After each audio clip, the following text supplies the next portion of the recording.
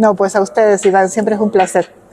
Doctora, ¿cómo quedan los diferentes escenarios institucionales después de estos recurrentes fracasos? Si empezamos por el Poder Ejecutivo, ¿cómo queda después de no llamar a elecciones, no convocarse a elecciones? ¿Cómo queda el Poder Ejecutivo?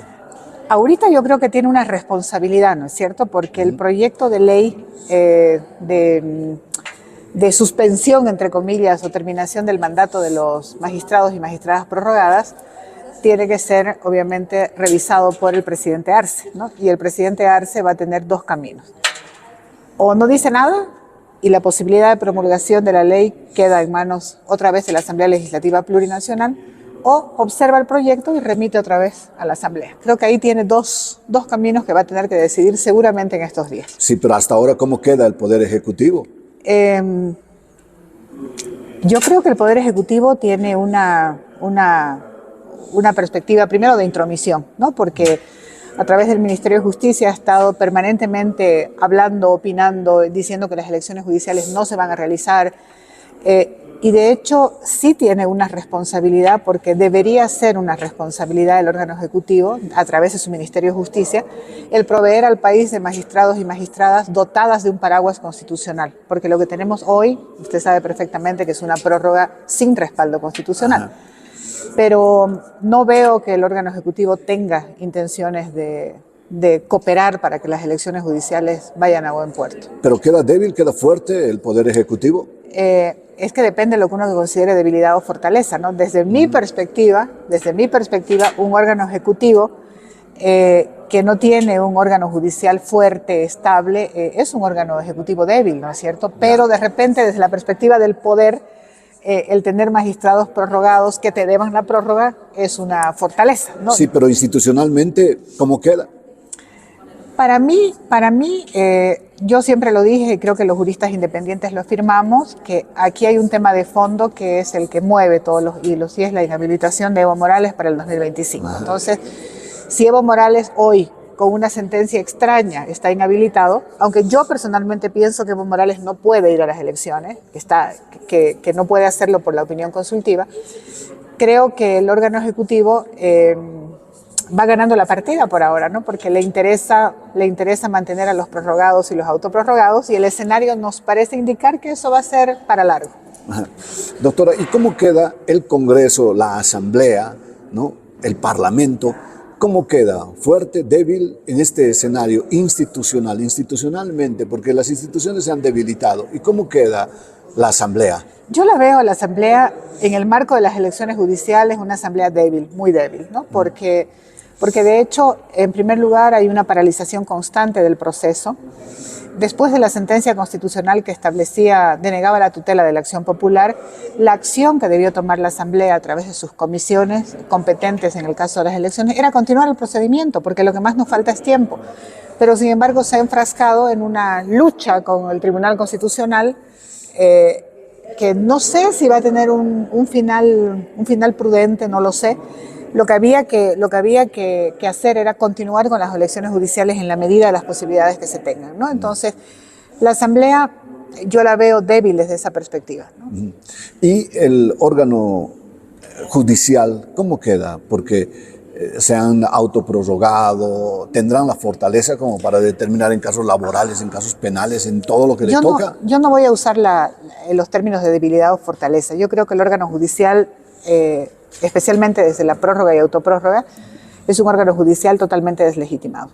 Y la única forma de recuperar esa legitimación es a través del procedimiento constitucional que son las elecciones judiciales, ¿no? Entonces, ahora, pero son las perspectivas que uno tiene, porque probablemente una persona que está de acuerdo con la prórroga me va a decir, no, es un órgano fuerte porque se va a prorrogar, lo va a lograr. Ajá.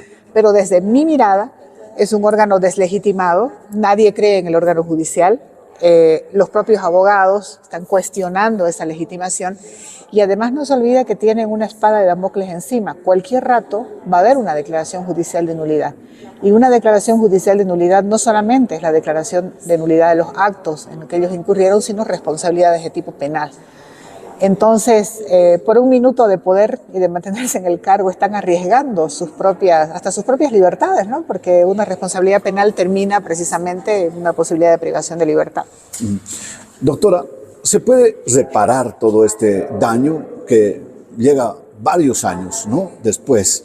¿Se puede reparar? ¿Cómo se puede reparar? Porque algún rato se tiene que reparar con que un juez, un árbitro, ¿no?, de la sociedad pueda decirle a la gente lo que le toca a cada quien y pueda estar callada porque realmente un juez ha determinado en conciencia, en libertad, de que así es. ¿Se puede reparar todo esto? Yo creo que se puede reparar, pero lo que yo no veo es voluntad política para hacerlo, ¿no es cierto? Porque mire Iván, volvamos otra vez a la historia que hace meses la venimos diciendo. La Asamblea Legislativa Plurinacional es un órgano de naturaleza político-partidaria, lo sabemos todos, y no está mal que sea así porque su representación es de esa naturaleza, pero lo que sí está mal es que la Asamblea tenga bajo su competencia la preselección de un órgano judicial que debería ser ante todo solvente, técnico, independiente, etcétera, etcétera. Entonces, de ahí ya uno parte mal con el sistema, ¿no? Una forma de reparación podría ser que en una próxima reforma parcial de la Constitución se le quite la competencia a la Asamblea Legislativa Pluri y se cree un otro órgano constitucional autónomo con estas características. Para mí sería una forma de reparar este entuerto. Pero seguramente la reparación a la que usted se refiere es inmediata para seguir. Ajá. Yo creo que la única forma de reparar este proceso es llevar a cabo las elecciones judiciales. Usted me dirá, pero van a salir de ahí esos magistrados probos, idóneos, que estamos pensando. No lo sé, no me animo a calificar a quienes están en la otra fase de evaluación, pero tengo la sensación que no ha sido el mejor proceso, ¿no es cierto? Y una muestra de que no ha sido el mejor proceso son los 26 amparos que están haciendo fila, ¿no es cierto? Hay 26 amparos. ¿Qué significa eso? Que cada amparo puede terminar con una suspensión del proceso con medida cautelar. Entonces, pareciera que el problema se va a agudizar cada vez más y el próximo año va a haber que elegir entre primarias y elecciones judiciales. Entiendo que hay una posición más o menos, digamos, consensuada, favorable de no hacer las primarias y hacer las elecciones judiciales. Ojalá, pero no sabemos porque finalmente las elecciones primarias responden a un proceso político, ¿no es cierto? Sí. Entonces, no sé, yo no sé en qué va a terminar esto, pero de hecho sería fatal que las elecciones judiciales no se realicen porque eso significa que la prórroga y autoprórroga continúa, ¿no es cierto? ¿Podría tener más detalles de lo que usted dijo, una mirada un poquito más larga? ¿Cómo sería la preselección? ¿Cómo se modificaría hacer verdaderos exámenes para que los precandidatos rindan un verdadero examen y podamos hacernos de autoridades judiciales probas? Yo creo que hay varios elementos. Usted sabe que la preselección ha llegado hasta la fase de evaluación curricular y hay 406, si no me equivoco, habilitados para la fase de evaluación oral. Muy bien. ¿Cómo es la evaluación oral? Es un examen, ¿no? Donde le van a preguntar seguramente cuál es el principio de subsidiariedad en materia constitucional. A mí eso me parece absurdo, porque si usted presenta un certificado que dice que usted hizo un curso básico de Derecho Constitucional, usted tiene que saber qué es el principio de subsidiariedad. Es como que yo le tomo examen a usted me tome a mí y me pregunta 5 más 5, ¿cuánto es? Si he vencido la primaria, tengo que saber que es 10, ¿no es cierto? Entonces, me parece que ese no debió ser el camino, porque este proceso yo lo veo muy dirigido a idoneidades, es decir, aprobar los certificados y acreditaciones de que usted tiene especialidad, formación, solvencia técnica, experiencia.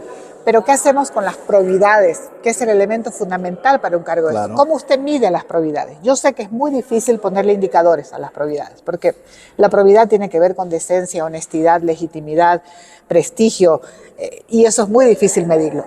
Y yo creo que lo que debió hacerse en lugar de un examen, con preguntas que se supone que sabemos quienes manejamos derecho constitucional o la especialidad que uno haya decidido asumir, debió ser entrevistas para indagar las posiciones de ese postulante respecto a temas de coyuntura judicial. Por ejemplo, preguntarle qué opina sobre el aborto.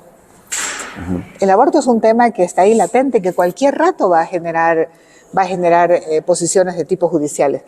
¿Qué opina sobre la población de la diversidad sexual? Que son temas jurídicos que están ahí.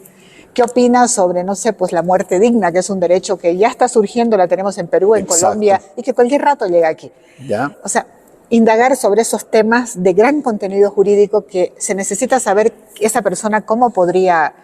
Y en la entrevista usted también puede. ¿Cómo podría desarrollar no sé, una salida? ¿No? Porque si el tipo le dice a usted, no, yo soy testigo de Jehová o no sé qué cosita, y para mí los homosexuales son enfermos, usted sabe que esa persona va a ser incapaz de evaluar un caso de esa naturaleza, ¿no es cierto? Sí, sí, sí. Ok. Sí.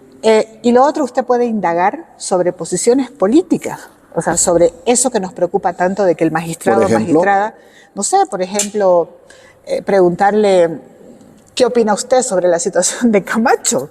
Una persona que tiene una posición de formación jurídica estricta, le va a decir con claridad, ahí hay problemas porque se encuentra, es un hombre enfermo, el Estado tiene obligación de proveerle salud. O sobre Yanine. O sobre Yanine, ¿no es cierto? Una pregunta podría ser, ¿qué haría usted con los no sé cuántos casos tiene Yanine? La respuesta técnica es con exitud, desde una perspectiva puramente jurídica. Ya. Entonces, esa entrevista podría aprovecharse para eso, para indagar sobre esos elementos que son importantes a la hora de ser magistrado o magistrada. Claro, ahora deben ser preguntas esenciales porque por dónde va, digamos, el derecho penal o el derecho constitucional. Que, ¿no? sé cuánta es la duración máxima del proceso. O sea, si el tipo no le contesta 3 años, aplácelo, ¿no es cierto? Porque no ha leído procesal penal. Ya, veo que la indagación, la pregunta tendría que ir más... En otra perspectiva, más de dogmática, de academia, que de mero examen, ¿no? 2 más 2, 4. Sí, recurrir a su conciencia un poco. Recurrir a su conciencia, exactamente, porque finalmente eso es lo que se pone en práctica cuando usted falla, ¿no es cierto? Bueno, nosotros intentamos acercarnos a la gente, a la población. ¿Cómo podía la gente inmiscuirse un poco más en este tema de aparato judicial, de la justicia, del sistema judicial, de esta demora de elecciones? ¿Cómo tendría que hacer la gente? Mire, lo que pasa es que el tema de la justicia se ve muchas veces muy lejano, ¿no? Nosotros lo comprobamos en la recolección de firmas, ¿no? Mucha gente decía, ay no, justicia, a mí eso no me importa. Pero claro, te importa cuando te toca la puerta, cuando te toca. Y te meten en ese sistema macabro que es el sistema de justicia. Yo creo que todos vamos a tener que ir a votar, ¿no es cierto? Irremediablemente si se llevan a buen puerto las elecciones judiciales. Yo creo que una posición responsable sería poder tener alguna forma de averiguación de los antecedentes de esa persona y no hacer lo que hicimos en las pasadas elecciones. Mucha gente vio la sábana esa que nos pusieron y claro, Tatín Marín de Don Pingüe, ¿no? Claro. Y por eso fue que hubo un 60%. Sí, en la primera elección me acuerdo era vote por el de la florcita, por el del gorrito, por el de la chalina, porque el del nadie poncho. Conocía a nadie. Ahora no sabemos qué va a pasar ahora. Y en las del 2017 también, porque acuérdese, 60-62% de votos inválidos, nulos y blancos. Esa es una señal muy dura de la legitimidad del proceso. Esperemos que ahora no sea igual, esperemos que no. Pero me parece que ahí ustedes como los comunicadores juegan un rol importante, ¿no? O sea, poner en mesa los antecedentes de esa persona, entrevistar a esa persona para que uno la vea face to face, qué opina sobre temas diversos, hacerle estas preguntas difíciles, ¿no? Sí. Que en materia jurídica, lo que pasa es que en Bolivia somos un poquito conservadores respecto a algunos temas, ¿no? O sea, nosotros seguimos hablando de la detención preventiva, la duración máxima del proceso, y ahí a la vueltita a la esquina hay peticiones ante Cortes Supremas que la gente pide que se le practique la eutanasia legal, ¿no es cierto? Sí. O sea, la muerte digna. O la interrupción legal del embarazo, que hay tanto problema y cuando eso ya está legalizado, por ejemplo. Exactamente, entonces me parece que hay que indagar sobre esos temas, cómo esa persona respondería frente a una situación de ese tipo, ¿no? Entonces, elegir unos 5 o 6 temas difíciles donde hay retos jurídicos y empezar a preguntarle qué haría, cómo haría, etcétera. Me parece que es importantísimo hacer eso, ¿no? Me parece. La religión, por ejemplo, hablar de la religión. ¿Cómo apartaría sus creencias religiosas a la hora de ver un caso? ¿Y por qué sus creencias tendrían que influir en un caso que a mí me toca? Exactamente. ¿No? Mire, si uno lee cualquier libro donde te hablan de independencia judicial, uno de los temas relevantes que especifican los autores es que las personas tenemos una carga que nos acompaña toda la vida. Una mis mochila. Creencias religiosas, mis simpatías políticas, etcétera, etcétera. Y cuando uno llega a uno de esos cargos, usted tiene que sacarse la mochila y quedar puro y limpio frente al caso, ¿no? Y no todas las personas tienen esa capacidad. O sea, la independencia la independencia judicial no es solamente independencia partidaria política, sino es una independencia religiosa. De tus propias creencias, ¿no? Ya, si yo creo, por ejemplo, no sé, una fe, en una religión, en un santo, etcétera, y la otra persona no cree, no sé, o es mormona, digamos, claro, o tiene otro tipo de creencia. Claro, exactamente. O sea, buen ejemplo. Es el despojo de toda esa carga personal que usted lleva para poder emitir un fallo objetivo. O sea, la independencia tiene una directa conexión con la posibilidad de objetividad a la hora de emitir un fallo. Y ahí, hablando de objetividad, es lo que ha fallado en el Tribunal Constitucional a la hora de autoprorrogarse. A ver, cuando yo tengo un caso que a mí me involucra o involucra a alguien a quien yo tengo una cercanía, ¿qué tengo que hacer? Separarme del proceso. Porque mi objetividad está absolutamente limitada. Si yo a usted le guardo afecto y me llega un caso de usted, obviamente yo no voy a poder mirar con objetividad los derechos del otro, solamente voy a mirar los de usted. Entonces, ¿qué tengo que hacer? Separarme del caso. Tengo que retirarme. Y el Tribunal Constitucional no se retiró. El Tribunal Constitucional no solo que falló, sino que se provocó un beneficio a sí mismo. Claro. Y eso es romper uno de los principios básicos de la independencia judicial. Bien explicado. Bueno, doctora, un poco jugando casi a las adivinanzas. Bueno, va a haber elecciones este año, va a haber el próximo, parece que va a haber elecciones judiciales después de las elecciones generales, un poco jugando un poco a las adivinanzas, ¿no? A ver, yo tengo muchas dudas que este año puedan haber elecciones judiciales. ¿Por qué? Primero porque hay 25 amparos esperando fila, ¿no es cierto? No sabemos cuántos más van a haber después. ¿Qué son amparos? Son trancas y trancas, digamos claro, así, porque ¿no? el problema, o sea, el amparo es obviamente es una acción constitucional que uno interpone cuando siente que un acto ha lesionado el derecho que uno tiene. Es obviamente el derecho de cada postulante supuestamente perjudicado de interponerlo. Está perfecto. Pero el problema son las cautelares, ¿no? Que en acción de amparo el Tribunal de Garantías puede suspender por un plazo X hasta que se lleve a cabo la audiencia o hasta que el tribunal revise, ¿no es cierto? La medida cautelar es una medida provisional absolutamente legal, porque lo que hace es suspender un acto supuestamente violatorio para que los derechos de esa persona no sean más afectados, que la gravosidad no sea mayor. Pero el problema es que si son 25 amparos individuales, van a tener tratamiento individual también y pueden haber 25 paralizaciones. Sí, pero eso es un tema jurídico, cuando el problema no es jurídico. Pero que te suspende el plazo. Sí, pero el problema no es jurídico, doctora, sino el problema es político. Si se ponen de acuerdo, esto podría subsanarse, creo, ¿no? Claro, pero está todo muy fraccionado, ¿no? Porque otra vez, Iván, volvemos al tema de la inhabilitación de Evo, que es realmente el asunto de fondo, bueno, ¿no? Bueno, o sea, político por eso. Político, es decir, y yo incluso sacaría a la oposición del escenario, ¿no? Porque en realidad aquí hay un fraccionamiento entre los evistas y los arcistas. Los arcistas quieren que se mantenga la prórroga y autoprórroga, y yo creo que ya hay que decirlo claro, ¿no es cierto? Porque estamos a vueltas. Sí. Los arcistas quieren que se mantenga la prórroga y autoprórroga porque eso les garantiza la inhabilitación de Evo para las elecciones generales 2025. Y los evistas, que a mí ya ese cuentito de que voy a paralizar el país porque me interesa la independencia judicial, puras patrañas, ¿no es cierto? ¿Cuándo les interesó la independencia judicial? ¿Cuándo? Dígame, 16 años de cooptación profunda del sistema. Les interesó que les beneficie. Vamos a cambiarlos para que haya independencia judicial, puras patrañas. Entonces, ese es el escenario que tenemos. Y la oposición, claro, se ha como que unido con los evistas para llevar a cabo las elecciones. Por eso yo digo, judiciales. no lo sacaría a los de la oposición, Comunidad Ciudadana y Creemos, porque le estás haciendo coro a esta división. Le está haciendo también. coro, pero el problema no es de ellos siquiera, ¿no? Porque el problema es entre las dos fracciones del MAS que están ahora en esa lucha constante. Claro, y además ya tenemos un otro elemento de disputa. Asamblea Legislativa Plural versus Tribunal Constitucional. ¿No es cierto? Ahorita hay una disputa. O sea, el tribunal dicta una sentencia, la Asamblea dicta una ley donde desconoce el mandato de los autoprorrogados.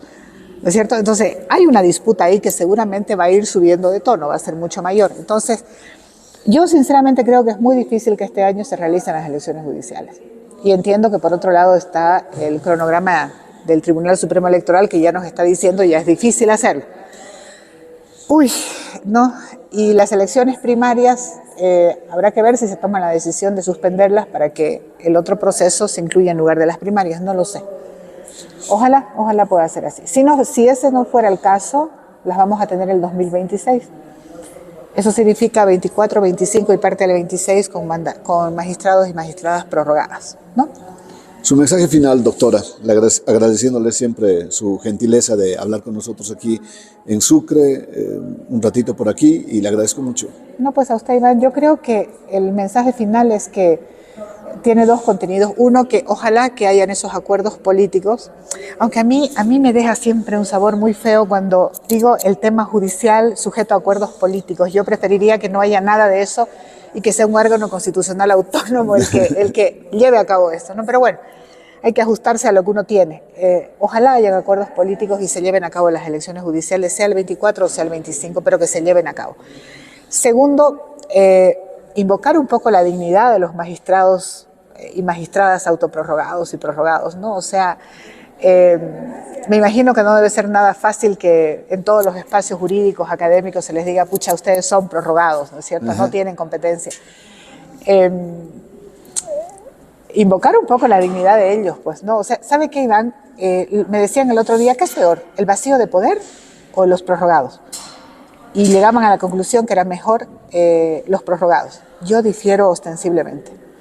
Yo prefiero un vacío de poder temporal a tener los prorrogados en ejercicio. Porque los prorrogados su mandato está sujeto a que alguien tome una decisión. Y ese alguien tiene el poder sobre ellos. Y un juez no puede estar sujeto al poder de alguien. Entonces, y el vacío de poder usted lo puede solucionar. En materia constitucional, ¿qué pasa? Se aplican las sentencias emitidas por los tribunales de garantías, que son de aplicación y cumplimiento inmediato. Listo. Y en los otros órganos ya sabemos cuánto tardan, Iván, por favor. O sea, 5 o 6 años esperan la sentencia, ¿no es cierto? A tener magistrados prorrogados que en algún momento donde usted tenga un conflicto con el Estado, ese magistrado no se anime a ponerle límites al poder público. ¿Por qué? Porque le debe su mandato a ese. Entonces, y el otro mensaje es que si se realizan las elecciones judiciales, ojalá que sociedad civil, medios de comunicación, puedan poner en el escenario los antecedentes personales de esos señores que están queriendo llegar a los sillones de las máximas magistraturas y podamos votar responsablemente, ¿no? Y ojalá que no tengamos un 80, 70% de ausentismo o de votos inválidos y nulos, porque ese es el fracaso del sistema. No quiere decir que fracasó. Y me parece que también hay que ir repensando un poco la reforma de la Constitución en esta materia, ¿no? De repente no quitar la elección popular, pero sí modificarla en términos que garanticen las decisiones del soberano. Por ejemplo, no sé, lo que nosotros planteamos, el referéndum en lugar de esta votación. Mejorar la selección. Mejorar los filtros y mejorar el proceso de selección. Y un tema que para mí es fundamental, la Asamblea Legislativa tiene que salir de la competencia. Tiene que haber un órgano constitucional autónomo que nos garantice y nos evite todo esto que estamos viendo. Creo que esos son los mensajes, ojalá que puedan ir por ese camino. Muchas gracias nuevamente. A usted, Iván.